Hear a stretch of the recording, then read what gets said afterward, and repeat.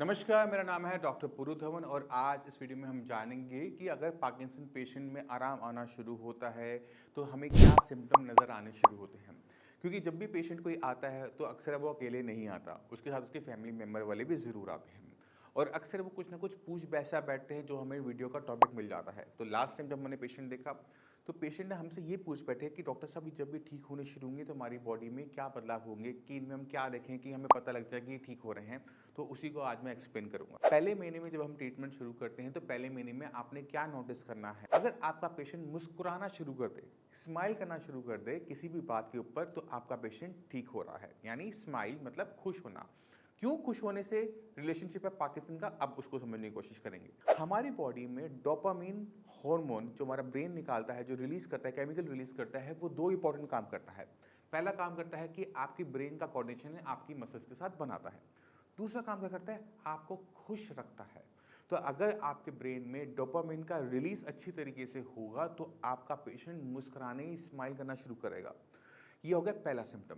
दूसरा बदलाव आप अपने पेशेंट में क्या देख सकते हो कि उसकी बॉडी में ओवरऑल स्ट्रेंथ का दिखना, यानी उसकी चाल में बदलाव का दिखना। ये क्यों हो रहा है, अब उसको समझने की कोशिश करेंगे। जब कोई भी ट्रीटमेंट अच्छे तरीके से काम कर रहा होता है, तो हमें चेंजेस ये इसलिए देखने को मिलता है क्योंकि अब ब्रेन का मसल के साथ कोऑर्डिनेशन अच्छा होने लगा। जब हम चलते हैं तो हम अपराइट पोजीशन में चलते हैं, तो हमें बहुत सारे काम एक साथ करने पड़ते हैं। हमें अपने बॉडी का बैलेंस बनाना होता है, बॉडी वेट शिफ्ट करना होता है, लेग की मसल्स की मूवमेंट करते हुए हमें आगे बढ़ना होता है। तो जब भी आपको किसी भी टाइप का अच्छा ट्रीटमेंट मिलेगा, तो आपके बॉडी में सबसे बड़ा फ़र्क यही आएगा कि आपकी जो चाल है वो ठीक होनी शुरू हो जाएगी। जो धीरे-धीरे चाल थी वो फास्ट होनी शुरू हो जाएंगी, जो छोटे-छोटे कदम थे वो बड़े-बड़े कदम हो जाएंगे। पेशेंट को सहारा कम लेना पड़ेगा, सहारा नहीं लेना पड़ेगा, ये सारे बदलाव होने शुरू हो जाएंगे। ये दूसरा सिम्पटम हो गया। तीसरा सिम्पटम आपको देखने को मिलता है, वो है पेशेंट के बिहेवियर में। अक्सर जिनके को भी पार्किंसन होता है, उनके अंदर एक और हमें दिक्कत देखने को मिल रही होती है, वो है डिप्रेशन। और डिप्रेशन क्यों आ रहा है, क्योंकि ब्रेन के अंदर डोपामिन रिलीज नहीं हो रहा। जैसे ही हमारे ब्रेन के अंदर डोपामिन का सिक्रेशन बढ़ना शुरू होता है, तो पेशेंट के अंदर जो हम एंग्जाइटी डिप्रेशन देख रहे होते हैं, वो डिसअपियर करना शुरू कर देता है। पेशेंट बहुत बोलना शुरू कर देता है, और इवन इतना बोलता है कि लड़ाइयाँ होनी शुरू हो जाती है किसी न किसी बात पर। अगर आपका पेशेंट आपसे लड़ना शुरू कर दे, यानी आपसे बात करना शुरू कर दे, लड़ना शुरू कर दे, आपसे कन्वर्सेशन करना शुरू कर दे, फ़ोन पे बात करना शुरू कर दे, यानी आपका पेशेंट ठीक होना शुरू हो गया है। ये इनिशियल सिम्पटम होते हैं जो कि हमें पहले दूसरे महीने में देखने होते हैं। इसके अलावा हमें एक और बहुत इंपॉर्टेंट चीज़ पर नज़र रखनी होती है, वो है स्लीप। अगर आपकी बॉडी में स्लीप कम है, यानी आप कम देर सोते हो या बीच में बार-बार उठते हो, नींद नहीं आती है, तो ये अच्छा सिम्पटम नहीं होता। और अक्सर पार्किंसन के पीछे में यही रीज़न देखने को मिल जाता है कि पेशेंट कई सालों से ढंग से सोया नहीं है, सोता नहीं है, दिन में भी नहीं सो पाता, रात को भी नहीं सो पाता, बॉडी उसकी थकना शुरू करती है, हाथ पैर काँपना शुरू कर देते हैं। तो जैसे ही अगर हम कोई ट्रीटमेंट शुरू करते हैं, तो पेशेंट में सबसे बड़ा बदलाव उसकी नींद में आना शुरू करता है। पेशेंट 8 घंटे 10 घंटे आराम से सोना शुरू करता है, और वहीं पर इस पेशेंट में इम्प्रूवमेंट भी आनी शुरू होती है। ये चौथा सिम्पटम हमें देखना चाहिए और ये आना भी चाहिए। पांचवा जो चेंजेस हमें किसी पेशेंट में देखने को मिलता है, वो है लाइकिंग और अनलाइकिंग के बारे में बताना। अगर पार्किंसन पेशेंट के बारे में हम बात करें, तो मैक्सिमम पार्किंसन पेशेंट क्या करते हैं, उन्हें कुछ भी खाने को दे दो वो कुछ भी खा लेते हैं। उनसे पूछो आपको क्या पसंद है, कहेंगे हमें कोई दिक्कत नहीं, हम सब कुछ खा लेते हैं। ये पार्किंसन पेशेंट में होता है। पर जैसे ही पार्किंसन का पेशेंट ठीक होना शुरू होता है, तो पहला बदलाव पता है क्या होता है, वो कहता है मुझे आज राजमा खाने हैं, आज मुझे छोले खाने हैं, आज मुझे चिकन खाना है। ये लाइकिंग का आना कि मुझे क्या खाना है, क्या नहीं खाना, क्या पहनना है, क्या नहीं पहनना, अगर आपके पेशेंट में ये बदलाव आने शुरू हो गए, तो आप मान लेना कि आपका पेशेंट ठीक होना शुरू हो गया। पार्किंसन को हम एक और चीज़ से देखते हैं, वो है ट्रेमर्स, हाथ पैर के कांपने से। अगर आपके पेशेंट में ट्रेमर्स अभी ठीक नहीं हुए पहले दूसरे महीने में, मगर ये बदलाव आने शुरू हो गए, तो आपका पेशेंट ठीक हो रहा है, ये मान लीजिए। ट्रेमर्स को ठीक होने में थोड़ा सा टाइम ज़्यादा लगता है, क्योंकि वहाँ पे दिक्कत ज़्यादा होती है, और जैसे जैसे प्रॉब्लम कम होगी, तब जाके ही हमारे ट्रेमर्स बंद होने शुरू होते हैं। तो ट्रेमर्स को लेकर जल्दबाजी मत कीजिएगा। ट्रेमर्स कम होने शुरू हो जाएंगे, बट एकदम बंद नहीं होंगे, इस चीज़ का आपको ध्यान रखना पड़ेगा।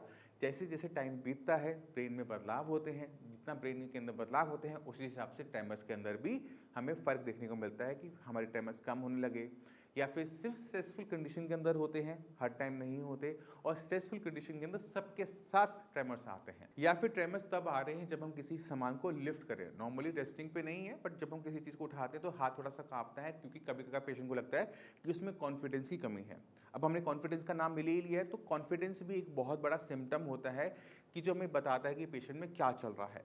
अगर आपका पेशेंट अपने आप में कॉन्फिडेंस महसूस नहीं करता, उसे बाहर जाने में दिक्कत होती है, वो घर पे तो ठीक रहता है, जैसे घर से बाहर जाता है तो अलग तरीके से बिहेव करना स्टार्ट कर देता है, वो इसलिए होता है क्योंकि पेशेंट के अंदर जो कॉन्फिडेंस होता है ना वो चला जाता है। और जैसे हम ट्रीटमेंट शुरू करते हैं तो हमें कॉन्फिडेंस के अंदर भी बदलाव देखने को मिलता है कि पेशेंट जो पहले मॉल्स नहीं जाता था, घूमने नहीं जाता था, अब वो जाने लगा है। क्यों? क्योंकि उसके अंदर अब कॉन्फिडेंस बिल्डअप होना शुरू हुआ है।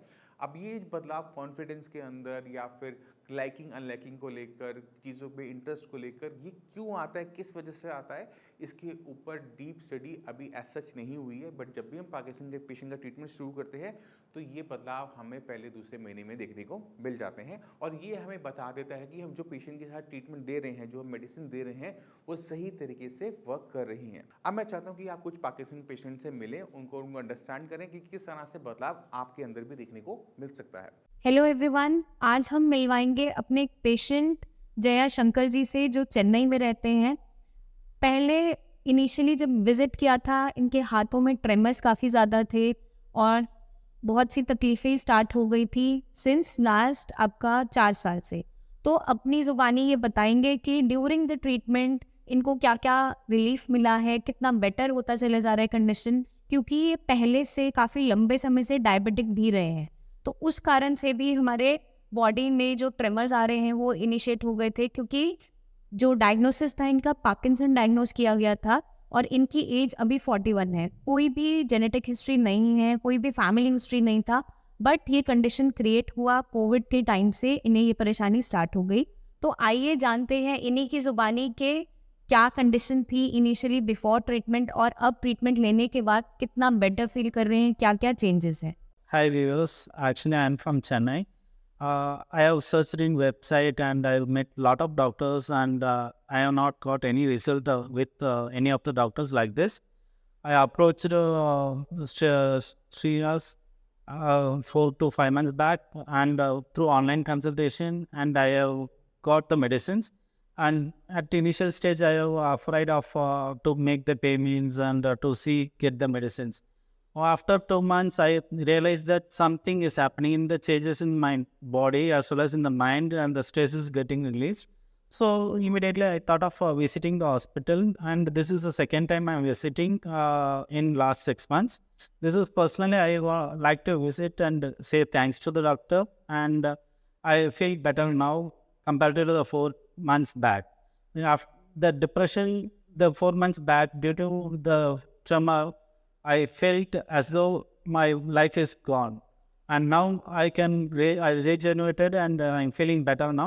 It's thanks to Shreyas. Jayashankar ji, you would like to tell anything to the audience, like how the problem started and what the allopathic doctors told that was the problem very severe, or what kind of symptoms you were facing, and what was the diagnosis at that time?